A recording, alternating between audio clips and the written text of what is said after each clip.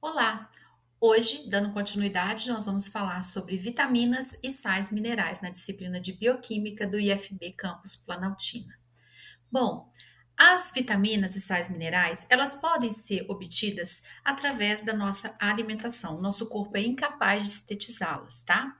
Então é importante que a gente tenha uma alimentação saudável, rica em frutas, cereais, laticínios e vegetais. Não somente carboidratos, né, ou proteínas, né? A gente precisa ter essa diversidade, esse prato colorido, porque é exatamente na grande maioria nos legumes e frutas é que a gente vai encontrar muitos desses constituintes que são tão importantes para o funcionamento do nosso corpo. Bom, então, como eu falei, as proteínas, as vitaminas e sais minerais, eles têm que ser obtidos pela dieta. Eles são compostos orgânicos, no caso das vitaminas, e atuam como cofatores enzimáticos, né? E podem ativar enzimas e vias metabólicas. Podem inativar funções, né? Então, as vitaminas, elas são de suma importância para para manutenção e funcionamento de algumas enzimas, né, como cofatores, não metabolizáveis e podem ser também precursores de hormônios. Bom, agora a gente vai falar dos sais minerais. Os sais minerais são compostos inorgânicos, mas eles são muito importantes porque eles podem ser indutores metálicos, né? Eles podem ser íons metálicos que se associam a moléculas orgânicas e são importantes para o funcionamento. Eu já falei do ferro, né, que é importante para o grupo M da hemoglobina, para o transporte de oxigênio. A gente tem o zinco, que é um cofator muito importante e tem papel antioxidante, né? Selênio, molibdênio, que também são cofatores enzimáticos, envolvidos em várias vias de oxidação e biossíntese. Nós temos sódio e potássio, né, que é muito importante na bomba para manutenção da concentração desses íons dentro e fora da célula, que permite o transporte ativo de nutrientes. O cálcio, que é muito importante na contração muscular, né? E também não só por constituir os nossos ossos, né? Mas na contração muscular ele é fundamental. Cobalto, molibdênio, cobre, níquel, eles são cofatores também, melhora a imunidade, função cognitiva, absorção de ferro também. O fósforo, né, que é um outro mineral muito importante, ele é constituinte dos ácidos nucleicos, né, do DNA, do RNA, do ATP, que é a nossa moeda energética, né? O magnésio, que é muito importante, ele é cofator, ele está presente em algumas enzimas, né, algumas coenzimas, né, e é importante na clorofila, né, no processo de fotossíntese, e estabiliza o DNA, por ele ter cargas positivas, ele interage com a carga negativa do DNA. O DNA tem uma carga residual negativa. Interage com subunidades ribossomais também. E o iodo, ele é importante, né? Principalmente na questão do bócio.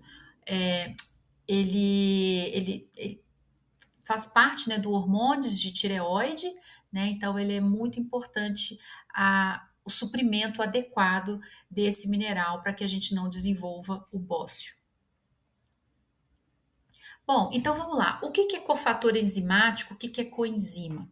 Bom, cofator enzimático, gente, são os íons metálicos, são íons inorgânicos. Eles vão fazer parte de uma enzima e essa enzima vai se tornar metabolicamente ativa na sua estrutura quaternária, na sua conformação biológica ativa. Já uma coenzima é uma molécula orgânica que normalmente é uma vitamina, tá? E essa vitamina, ela precisa estar ligada a alguma estrutura, a alguma proteína, e essa proteína para ela estar ativa, ela depende dessa coenzima ligada e funcionando corretamente. Então a gente precisa sempre da alimentação, né? Desses dois, tanto dos cofatores quanto da coenzima. Então, coenzima é uma substância orgânica, cofator enzimático inorgânico. Então, a gente chama de holoenzima quando a apoenzima, que é a parte totalmente aminoacídica, né, a cadeia polipeptídica associada a um cofator ou uma coenzima, ela se torna uma holoenzima, que é a enzima completa, enzima holo, né? Completa. Bem, e as vitaminas, pessoal? As vitaminas, elas podem ser divididas entre lipossolúveis, ou seja, solúveis em lipídios, a vitamina A, D, E e K, e as vitaminas hidrossolúveis, que são as solúveis em água. Então, nós temos as vitaminas do complexo B, B1, B2, B3, B6, 9 e 12, e vitamina C, biotina, ácido pantotênico e colina. Então, nós vamos ver brevemente sobre cada uma delas, tá? Primeiramente, as vitaminas lipossolúveis, elas são absorvidas no intestino e tem intermédio, né, dos sais biliares. E elas são armazenadas no fígado, né? Pode ser armazenada no fígado, tecido muscular, enquanto que a vitamina K, ela é excretada. Já as vitaminas hidrossolúveis, elas não são estocadas, elas são eliminadas todo o seu excesso. Por isso que é importante, quando você vai tomar suplemento vitamínico, você tem que estar com uma deficiência. Caso contrário, você vai eliminar esse excesso de vitamina. Bom, a vitamina A também é conhecida como retinol, então ela está presente em derivados de laticínios, né? E fígado de peixe, ovo, tá? E tem a função, gente, retinol, a gente lembra, é importante para o processo da visão, tá certo? A carência pode causar cegueira noturna, malformação congênita, ressecamento, né? E maior propensão a infecções e problemas reprodutivos. Uma curiosidade é que esse ácido transretinóico, ele pode ser utilizado, né? No tratamento de leucemia e acne grave, tá? E o retinal com opsina pode ser importante como fotorreceptores, né? E ainda você tem arroz enriquecido com beta-caroteno. Então, isso é importante. Aí aqui mostra a estrutura da vitamina A, né? A molécula da vitamina A. E a vitamina D, ou conhecida também como colecalciferol. Bom, a vitamina D eu coloquei já o sol aí para a gente lembrar, né? O sol, a luz solar, é o ativador do precursor da vitamina D que está na nossa pele, tá? Então, a reação é catalisada pela luz ultravioleta. Então, está presente em leite, ovos, peixes, é lipossolúvel, né? Então, a produção, a finalização dessa vitamina depende da exposição ao sol. E as funções é o calcitriol, captação de cálcio no intestino e regulação dos níveis, né? Tanto nos rins quanto nos ossos. A carência pode causar raquitismo, osteomalácia ou osteoporose, ok? E a vitamina E, também conhecida como tocoferol, a fonte dela principal são em cereais, né? Ovos, soja, leguminosas, né? A função da vitamina E é a função antioxidante, alfa-tocoferol. Ela tem o anel aromático, né? E impede dano oxidativo aos lipídios de membrana, tá? Então, ela é importante também em processos de envelhecimento, anti-envelhecimento, você tem a vitamina E mediando esses processos. A carência é bastante rara em humanos, mas pode causar fragilidade dos eritrócitos, né? Os glóbulos vermelhos do sangue. E em animais, pode causar pele escamosa, atrofia muscular. A vitamina K, ela está presente em vegetais folhosos, né? E tem função de precursor da protrombina ativa. Então, ela está envolvida nos processos de coagulação sanguínea, tá? Então, o fibrinogênio, ele é ativado em fibrina e a fibrina é insolúvel, que vai fazer o estancamento ali de processos de quando você sofre um corte, né? Ou uma lesão. E a carência dessa vitamina K pode levar à coagulação sanguínea ineficiente e é muito rara, tá?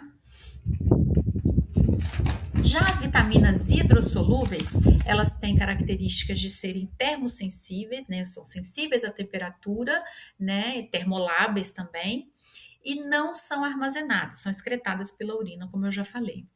As do complexo B, elas estão predominantemente presentes em carne, leite e ovos, né? Então, células animais, né? e por muito tempo acreditou-se serem uma só, né? Depois que foram identificados os diferentes tipos, né? Por isso que tem vitaminas do complexo B. E a deficiência a uma das vitaminas do complexo pode afetar a atividade das demais, né? Então elas são interdependentes. Então vamos começar. A tiamina, a vitamina B1, ela está presente, né, em fontes de proteína, né, e levedura de cerveja, amendoim também, cereais. Ela é precursora da tiamina pirofosfato. Esse anel tiazólico, gente, ele facilita reações de descarboxilação. Então, lá no metabolismo, a gente vai ver que tem uma enzima que é a piruvato carboxilase, que depende desse anel de tiamina pirofosfato, tá? Para fazer a descarboxilação do piruvato, ok? A carência leva ao beriberi e a síndrome de Wernicke-Korsakoff. Então, pode causar dor, paralisia, edema, né? É comum em alcoólatras porque dificulta a absorção intestinal de tiamina e pode levar também à paralisia de movimentos voluntários, tanto como visão e marcha. Então, aqui está o beriberi, né? Fotos e demonstrações clínicas dessa deficiência, o edema na perna, as manchas, né? E a fraqueza, né, muscular. Bom, a riboflavina, eu coloquei aqui o FAD para vocês lembrarem. O FAD é uma coenzima carreadora de elétrons que a gente vai falar lá no metabolismo, lá na síntese de ATP, na respiração celular. Então, fontes de proteína, né? Fonte animal de proteína, vegetais folhosos também, cereais integrais. Ela é importante para o crescimento, essencial no catabolismo de carboidratos, porque ela é formadora da coenzima que carrega os elétrons, tá? E é importante também na manutenção da visão e de tecidos. A carência pode levar a ressecamento de pele, estomatite, coceira e deficiência visual. Aqui eu mostro a estrutura dessa vitamina, né? E aqui o complexo enzimático, onde eu tenho a TPP e eu tenho o NAD e eu tenho o FAD. Então, isso aqui é a piruvato desidrogenase, é o complexo da piruvato desidrogenase. Então, vocês vejam que eu tenho aqui uns 4 ou 5 vitaminas que dependem, que estão ligadas à piruvato desidrogenase e são importantes para o funcionamento dela. Então, às vezes, é mais de uma coenzima ligada para essa enzima funcionar por completo. A B3 ou niacina, então eu já coloquei aqui o NAD, gente. Então, o NAD é a nicotinamina adenina dinucleotídeo. Ela também está presente em fontes proteicas, né, animal, de origem animal, precursor da coenzima NAD, e o NAD é o carreador de elétrons lá da nossa cadeia transportadora de elétrons, que a gente vai falar mais para frente na respiração celular. Protege o aparelho digestivo, essencial para uma pele saudável. Então, tem muitos produtos dermocosméticos, né, que utilizam a niacina e auxilia na regulação da taxa de colesterol do sangue. A carência leva a uma doença chamada pelagra, que é a falta de niacina. Então, você vê aqui a manifestação clínica nesse indivíduo, no paciente. E como curiosidade, também conhecida como ácido nicotínico ou vitamina PP. A B6 é a piridoxina, tá? Ela tá fonte também na fonte animal, né? De origem, proteína de origem animal, cereal e banana, né? A função indispensável para a respiração celular e no catabolismo de proteínas. E a carência pode levar a anemia, convulsões, contrações musculares desordenadas e dermatite, ok? E ela está envolvida na ação de aminotransferase, né, no fígado, liberando alfa-cetoácidos no meio. Já o ácido fólico, ele está presente em carne, né, frango, cereais, cogumelos, né, fruta como banana, hortaliças, então ele já tem uma fonte mais diversificada. E o ácido fólico, gente, ele é importantíssimo porque ele forma a notocorda no desenvolvimento embrionário. Então a falta dessa vitamina pode levar a espinha, a doença, né, a protuberância aqui da mielomeningocele, né, que é uma doença grave, aonde ocorre a extrusão da medula espinhal para fora da proteção. Então, você não tem a região protegida e aí você vai ter lesão medular. Então, a pessoa que tem a mielomeningocele, aonde ocorreu essa extrusão, você vai ter lesões que podem ser de maior ou menor escala, tá? Ela é extremamente importante no desenvolvimento. Por isso que quando a pessoa descobre a gravidez, ela tem que tomar as vitaminas, porque isso acontece até as 12 semanas de gestação. Então você tem que garantir uma alimentação bem saudável, bem balanceada, para que seu filho não tenha esse desenvolvimento. Então, assim, quem apresenta essa doença é porque houve uma deficiência no aporte de ácido fólico. A B12 é a cianocobalamina, ela está presente em fígados, rins, carnes, né, origem animal, predominantemente, né, e levedo de cerveja, né. As funções, ela está envolvida na biossíntese das hemácias, no anel corrina, tá? E esse anel ele está ligado ao cobalto, que é um cofator também. Então, gente, a B12 ela é muito importante para essa disposição, né? Porque está envolvida na produção de hemácias, no transporte de oxigênio do sangue. Então, você tem que ter uma quantidade bem grande adequada de B12 e assim ela é obtida através da alimentação de origem animal, né? E algumas bactérias do seu intestino também são capazes de sintetizar a B12. Por isso que pessoas que têm uma dieta vegana, elas têm que ter bastante cuidado nos níveis de B12 para que o aporte seja suficiente e ela não tenha deficiências, porque a carência pode levar à anemia perniciosa, tá? Então, aqui é a estrutura da vitamina B12, né? E aqui tem o anel de cobalto, né? Que faz parte da sua estrutura, tá? E ela é bastante importante no nosso metabolismo, como eu falei. Então, não podemos ter deficiência dessa vitamina. Agora, a vitamina C, né, que já é bastante comum, está presente nas frutas cítricas, né, em grande quantidade, e ela é muito imprescindível para a síntese de colágeno no nosso corpo, então, para manter o viço da pele, né, a integridade de matriz óssea também, tecidos, cartilagens, tendões, ligamentos, e ela também exerce papel no sistema imunológico porque ela tem uma atividade antioxidante. Então, ela pode ser perdida facilmente, porque ela é sensível à temperatura, e a doença leva ao escorbuto. Então, lá atrás, né, quando se fazia aquelas jornadas longas em mares, né, as cruzadas, assim, em navios, né, atravessando oceanos, o aporte ali de verduras e frutas ia acabando ao longo do tempo. Então, os marujos ali, os marinheiros, eles começavam a desenvolver a deficiência dessa vitamina. E o escorbuto, ele aparece, começa a ter problemas na gengiva, pode haver queda de dente e o enfraquecimento, e isso é devido ao baixo consumo de vitamina C. Hemorragias, né? É sério. A vitamina biotina ou vitamina H, né? Ela tem fonte nas leveduras, arroz, frutas e cereais, né? E a função é no catabolismo de carboidratos e proteínas. Age diretamente na formação da pele e indiretamente na utilização desses açúcares nas proteínas, tá? A carência de biotina, gente, pode levar a depressão, náuseas, lesões cutâneas e pode estar envolvida também na questão de qualidade do cabelo, né? Na resistência das proteínas ali e na fixação do cabelo, do pelo, né? No crescimento do cabelo e unhas também.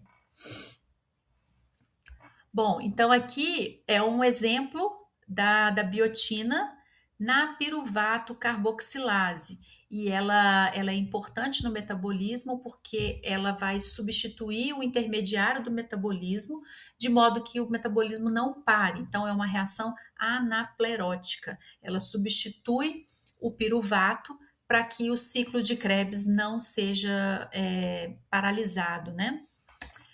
Aí nós temos também o ácido pantotênico, que é a vitamina B5, aqui está a estrutura dela, tá? Está presente na maioria dos alimentos de origem animal e vegetal, fígado, cogumelos, tá? Auxilia na resposta ao estresse e atua na síntese de hormônios e hemácias, metabolismo de carboidratos, lipídios e proteínas. E fortalece cabelos, unhas e pele, porque ela é precursora da coenzima A. Então, o ácido pantotênico é muito importante também na coenzima A, que vocês vão ver também lá no metabolismo, que é bem essa parte aqui, ó, o complexo da piruvato desidrogenase. A coenzima A está ligada aqui, é uma molécula imensa, eu vou mostrar aqui para vocês, ó, é essa molécula aqui, estrutura da coenzima A, e aqui a gente coloca ela resumida, tá? E ela é que vai dar entrada no piruvato para se formar acetilcoenzima A e dar início ao ciclo de Krebs, que é a geração de energia, a maior parte da geração de energia na forma de ATP na célula. A colina a gente pode lembrar aqui que está presente no ovo, né? Gema de ovo. Então, aquela cor amarelada ali da gema é bastante rica em colina. É importante no catabolismo de gorduras, precursor do neurotransmissor acetilcolina, né?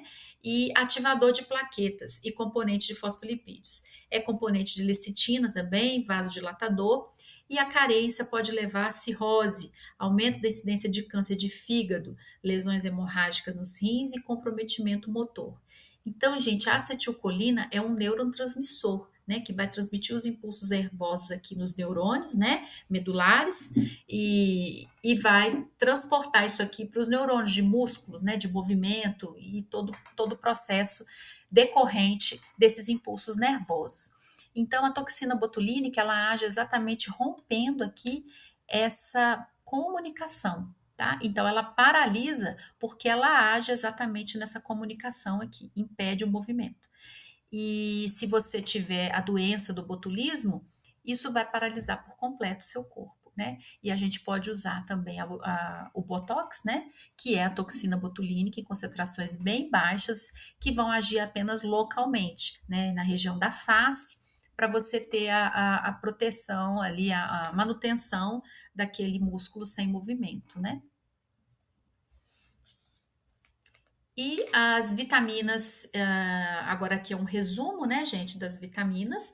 Então, nós temos a B1, metabolismo do ácido pirúvico, a B2, ativa na transferência de elétrons, a niacina, na transferência de elétrons também, o pantotênico, na coenzima A, metabolismo de ácido pirúvico e lipídios, a biotina, na fixação de carbono, na síntese de ácidos graxos, então, na fotossíntese, ela é muito importante. Ácido fólico na síntese de purinas e pirimidinas, a vitamina E antioxidante, síntese macromolecular, e a vitamina K, transporte de elétrons e também na questão de coagulação. Bom, era isso que eu tinha para falar para vocês. Espero que vocês tenham aprendido. Até a próxima aula.